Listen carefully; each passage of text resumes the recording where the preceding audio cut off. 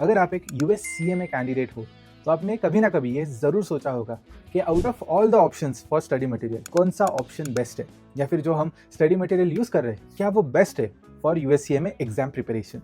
ये क्वेश्चन मुझे भी आया था और ये ओवरऑल एक कंसर्न क्यों है, एक इशू क्यों है, उसे समझ लेते हैं। अगर मैं इंडियन प्रोफेशनल एग्जाम्स की बात करूँ या कई सारे ऐसे ग्लोबल एग्जाम्स भी है जहाँ पर इंस्टीट्यूट जो एग्जाम कंडक्ट करती है वो खुद आपको स्टडी मटेरियल देती है, आपको टेक्स्ट बुक देती है, क्वेश्चन बैंक देती है ताकि आप प्रैक्टिस कर पाओ। लेकिन यूएससीएमए के कंटेक्स्ट में जो इंस्टीट्यूट है IMA, institute of management accountants, ये खुद का स्टडी मटेरियल मतलब टेक्स्ट बुक्स इशू नहीं करती है। आपको एक सपोर्ट पैकेज मतलब एक क्वेश्चन बैंक दी जाती है फॉर प्रैक्टिस, लेकिन कोई टेक्स्ट बुक नहीं आती है। तो यहाँ पर आईएमए क्या करता है, बेसिकली जितने भी पब्लिकेशंस है जिन्होंने अपना स्टडी मटेरियल सबमिट किया है अप्रूवल के लिए, उसे रिव्यू किया जाता है। अगर आईएमए को वो ठीक लगे, अप टू द मार्क लगे, तो वो अपना अप्रूवल देता है और यहाँ पर फिर एक लिस्ट बन जाती है अप्रूव्ड पब्लिकेशंस की, जिसे स्टूडेंट्स रेफर करके एग्जाम के लिए जा सकते हैं। इसके वजह से कई सारे ऑप्शन है मार्केट में जिसे आप ऑप्ट कर सकते हो whenever you are preparing for USCMA. अब इस वीडियो में हम क्या करेंगे, देयर आर ओवरऑल 5 पब्लिकेशंस जो यूजुअली इंडियन मार्केट में या फिर इंडियन स्टूडेंट्स यूज करते हैं, या फिर अगर मैं ग्लोबली भी बात करूं तो बहुत सारे स्टूडेंट्स इन्हीं 5 पब्लिकेशंस को यूज करते हैं। तो आज के वीडियो में मैं अपना एक लर्निंग एक्सपीरियंस मतलब एज अ स्टूडेंट मेरा एक्सपीरियंस कैसा था, plus as an educator experience मतलब व्हाइल टीचिंग यूएससीएमए मेरा एक्सपीरियंस कैसा है अक्रॉस डिफरेंट पब्लिकेशंस, वो मैं शेयर करने वाला हूँ।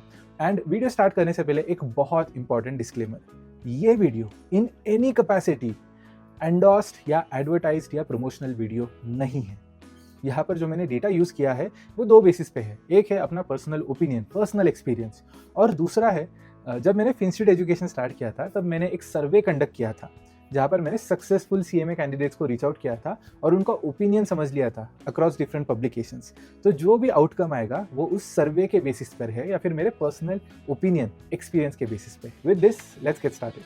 लेकिन हाँ, अगर आप इस चैनल पे नए हो then hi, my name is Aditya शेरा।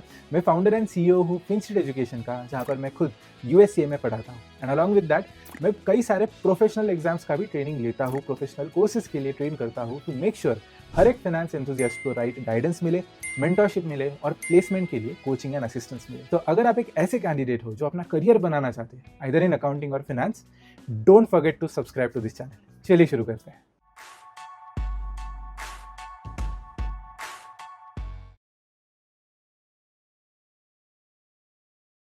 अब सबसे पहले ये समझ लेते हैं कि जब भी आपको चेक करना हो कि यूएससीएमए एग्जाम का ऑफिशियल करिकुलम क्या है, सिलेबस क्या है, तो हम किस डॉक्यूमेंट को देख सकते हैं। या फिर कभी आपको ये कंसर्न आया होगा कि एक पब्लिकेशन में या फिर एक टेक्स्ट बुक में एक कंसेप्ट है लेकिन दूसरे टेक्स्ट बुक में है ही नहीं, या फिर एक टेक्स्ट बुक में थियरी है और उसी कंसेप्ट के ऊपर कुछ सम्स है सॉल्व करने के लिए, नंबर क्रंचिंग, दूसरे टेक्स्ट बुक में सिर्फ थियरी है। तो यहाँ पर कौन सा पब्लिकेशन सही है, कौन सी टेक्स्ट बुक सही है, ये अगर कंसर्न आपने फेस किया हो then I have a solution for you.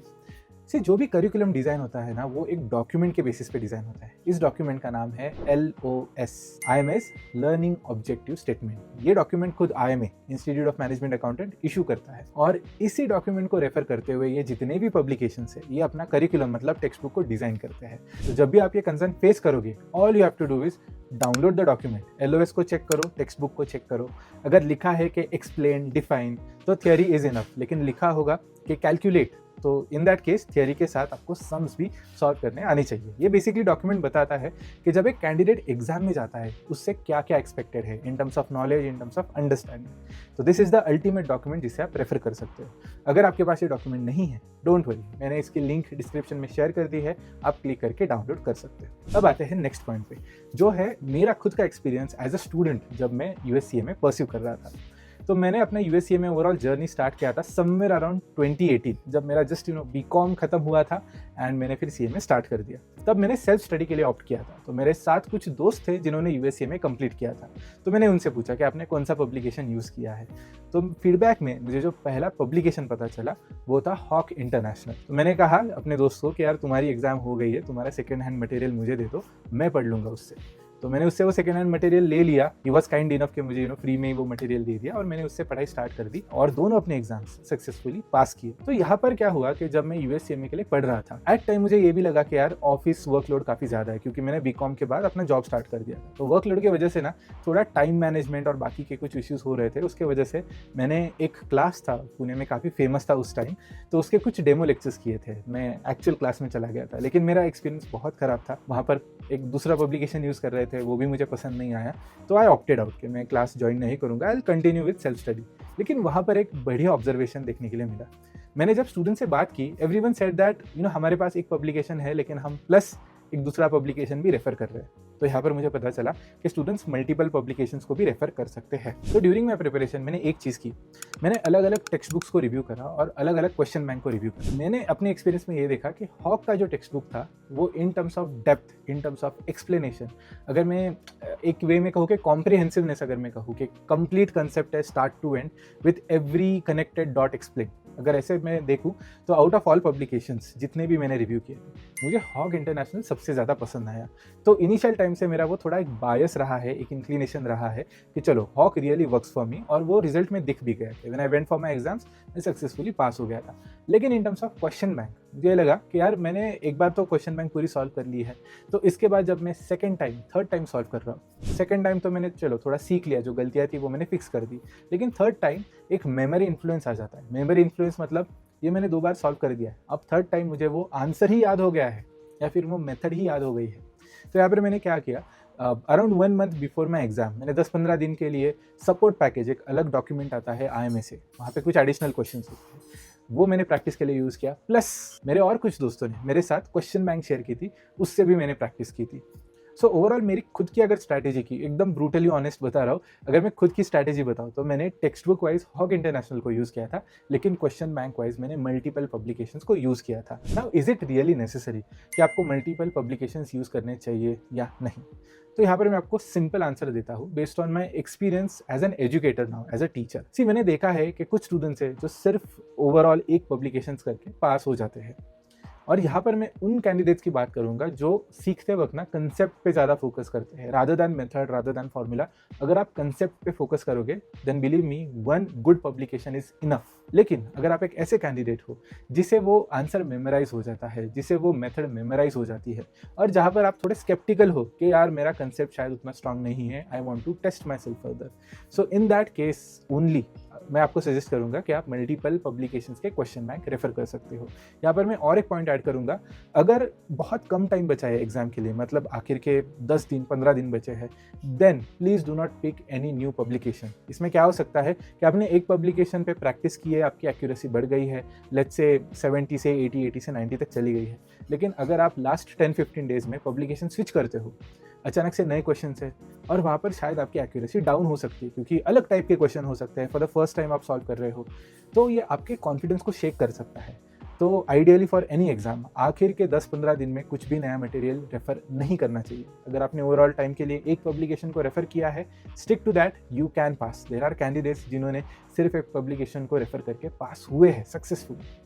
Okay, so that's my overall experience as a student जब मैं खुद यूएससीएमए में परस्यू कर रहा था। अब आते हैं नेक्स्ट पार्ट पे, जहाँ पर मैं as a tutor, as a trainer, as an educator, जहाँ पर मैंने अलग अलग पब्लिकेशंस यूज किए हैं यूएससीएमए में पढ़ाने के लिए, इस एक्सपीरियंस को शेयर करता हूँ या ओवरऑल एक्सप्लोर करता है। यहाँ पर 2 फेजेस है, ठीक है। मैंने अपनी लाइफ की फर्स्ट बैच जो ली थी फॉर यूएससीएमए में, वो एक्चुअली इंस्टीट्यूट एजुकेशन से पहले थी। मैं पहले किसी और इंस्टीट्यूट में सीएमए पढ़ा चुका हूँ और वहाँ पर मैं बेकर पब्लिकेशन यूज़ कर रहा था, तो वो पहले एक्सप्लोर करते हैं। उसके बाद जब मैंने इंस्टीट्यूट एजुकेशन स्टार्ट किया, एक सर्वे कंडक्ट किया था, फिर मैंने एक पब्लिकेशन चूज़ किया, तो इसको भी एक्सप्लोर करेंगे। लेकिन इसके बाद पहला एक्सपीरियंस, जब मैंने बेकर से पढ़ाना स्टार्ट किया, यहाँ पर मैंने 2 चीज़ें ऑब्जर्व की थी। सबसे पहले जो भी टेक्स्ट बुक में मेंशन है, जो भी नोट्स में है, जो भी स्लाइड्स पर है, it was up to the mark, मतलब काफ़ी क्रिस्प, टू द पॉइंट है, सारी चीज़ों को कवर कर रहा है। लेकिन यहाँ पर एक प्रॉब्लम था, जब एक कंसेप्ट क्रिस्प वे में, टू द पॉइंट वे में एक्सप्लेन होती है, यहाँ पर अगर एक कैंडिडेट है जिसके पास फाइनेंस का पूरा नॉलेज है, या फिर कोई और प्रोफेशनल कोर्स कंप्लीट करके आया है, या फिर तगड़ा इंडस्ट्री एक्सपीरियंस है, you know all the concepts, you know all the applications, in candidates के लिए ये काफ़ी सूटेबल है, क्योंकि फिर आप क्विकली समरी थ्रू जा सकते हो और फिर आगे बढ़ सकते हैं। लेकिन अगर आप एक कैंडिडेट हो जो कम्प्लीटली फ्रेशर है, जो अभी अभी 12th पास कर चुका है, या फिर सिर्फ बीकॉम बैकग्राउंड से आता है, या फिर आपने फिनेंस की पढ़ाई की है लेकिन उसमें बहुत बड़ा गैप है, अगर आप इस कैटेगरी में आते हो या फिर आपके पास फिनेंस का बैकग्राउंड है ही नहीं, तो इन दैट केस ऐसे जो नोट्स होते हैं, जो क्रिस्प होते हैं, वो रिवीजन के लिए यूजफुल होते हैं, पढ़ाई के लिए नहीं। Okay, and this is my own personal opinion by the वे। तो इन दैट केस मैं आपको सजेस्ट करूंगा कि अगर आप सेकंड कैटेगरी में आते हो, then preferably look for a publication जो हर एक कंसेप्ट में एक्सप्लेनेशन इन डेप्थ लाता है, कवरेज इन डेप्थ लाता है, अलग अलग कंसेप्ट के साथ क्या कनेक्शन है, अलग अलग सेक्शन के कंसेप्ट के साथ क्या क्या कनेक्शन है, उसे भी एक्सप्लेन करता है। ऐसा पब्लिकेशन मेक्स श्योर दैट कि जब आप एग्जाम के लिए जाते हो आप कंप्लीटली प्रिपेयर्ड होते हो, और इन्हीं फिर नोट्स में से ना आपको इंपॉर्टेंट चीज़ों को हाईलाइट करना चाहिए। जब आप रिवीजन के लिए जाओगे तब आप क्रिस्प वे में, समराइज वे में उसे देख सकते हो। This was my first overall experience with the first publication. Next 2024 में जब मैंने फिनस्ट्रीट एजुकेशन को स्टार्ट किया, तब मैंने शुरुआत में I was open for all publication, क्योंकि मुझे पता था कि जो पब्लिकेशन मैंने यूज़ किया है मेरा खुद का एक बायस हो सकता है उसके अराउंड। तो I wanted to be very fair कि जो भी बेस्ट है मार्केट में उसे मैं आगे लेके जाऊँगा। तो मैंने क्या किया, I connected with a lot of candidates जिन्होंने USCA में कंप्लीट किया हुआ है। इन दैट केस मैंने अलग अलग पब्लिकेशंस के ऑप्शंस ओपन रखे और यहाँ पर मैंने 5 पब्लिकेशंस को कंसिडर किया था जो मैंने ऑब्जर्व किए थे मार्केट में। सबसे पहले हॉक इंटरनेशनल, दूसरा ग्लेम था, तीसरा सर्जेंट था, चौथा बेकर था और 5वां यूवर्ल्ड था। और यहाँ पर मैंने अलग अलग कैंडिडेट्स को ढूंढना स्टार्ट किया। तो जो फर्स्ट ऑब्जर्वेशन था वो काफ़ी इंटरेस्टिंग था। यहाँ पर मैंने बहुत सारे LinkedIn post, WhatsApp communities, Telegram communities यहाँ पर जाके चेक किया था। सो टू माई सरप्राइज जब भी मैं किसी सक्सेसफुल कैंडिडेट से कनेक्ट करता हूँ वो यूजुअली मेजॉरिटी हॉक यूजर्स निकले या फिर ग्लेम यूजर्स निकले। That was first interesting insight कि मुझे आसानी से ये कैंडिडेट्स मिल रहे थे जिन्होंने या तो एक पब्लिकेशन यूज किया था या फिर ये दोनों पब्लिकेशंस को यूज किया। फिर जो तीसरा एक्सपीरियंस आया था वो था अराउंड बेकर, और जहां पर मैंने सबसे ज्यादा स्ट्रगल किया टू फाइंड कैंडिडेट्स जिन्होंने ये मटेरियल यूज किया है और सक्सेसफुली CA में पास किया है, वो था सर्जेंट और यूवर्ल्ड। तो इसके बाद मैंने क्या किया कि कुछ क्लासेस मुझे पता थे जहाँ पर सर्जेंट यूज किया जाता है, जहाँ पर यूवर्ल्ड यूज किया जाता है। तो मैंने स्पेसिफिकली उस क्लास के स्टूडेंट्स को टैप इन किया कि अरे मैंने आपका पोस्ट देखा है, आपने CA में कंप्लीट किया, please tell me about your experience for this 2 publications. तो वहाँ पर मुझे पता चला कि द स्टूडेंट्स उनके एक्सपीरियंस में, उनके ओपिनियन में, they weren't happy with the publication, क्योंकि जब भी वो प्रैक्टिस कर रहे थे और प्रैक्टिस के बाद क्वेश्चन सॉल्विंग पे जा रहे थे, they weren't able to get that level of accuracy. दूसरा, कई बार वो एग्जाम के लिए जाते थे and it was a completely surprise for them. तो सेकंड अटेम्प्ट में या फिर जब उन्हें जल्दी पता चलता है कि अरे ये मटेरियल उतना ज़्यादा लेट्स से यूजफुल नहीं है या एक्यूरेसी में हेल्प नहीं कर रहा है, तो they used to switch to different material. Conclusion ये था कि जो 2 पब्लिकेशन जिसके लिए मैं स्टूडेंट्स ढूंढ रहा था, वो स्टूडेंट्स मल्टीपल पब्लिकेशंस को रेफर कर रहे थे, they weren't happy with the publication. तो यहाँ पर फिर भी मैंने ओवरऑल सर्वे को रोल आउट कर दिया। अब to my surprise almost 70% users ने हॉक और ग्लेम को वोट दिया। सबसे ज़्यादा वोट हॉक इंटरनेशनल को थे, लेकिन ग्लेम वॉज क्वाइट क्लोज। तो मैंने फिर एडिशनल रिसर्च स्टार्ट किया कि जब आप इस पब्लिकेशन को यूज़ कर रहे हैं, which is the best part about this publication, या आपने क्यों स्पेसिफिकली इस पब्लिकेशन के लिए वोट दिया है। तो सबसे पहला इंसाइट मुझे मिला कि जो टेक्स्ट बुक कवरेज है वो काफ़ी अच्छा है, एंड यहाँ पे हॉक के बारे में एक्सीलेंट फीडबैक मिला।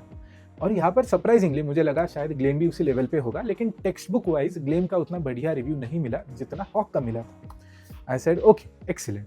और यहाँ पर मैंने जो सैंपल रखा था, पहले सैंपल के लिए तो I had more than 150 candidates, लेकिन जो सेकंड सैंपल था जहाँ पर मैंने कॉल करके पूछना स्टार्ट किया why you specifically voted for that, तो 30 से 35 कैंडिडेट्स थे जिन्होंने मुझे फीडबैक दिया था।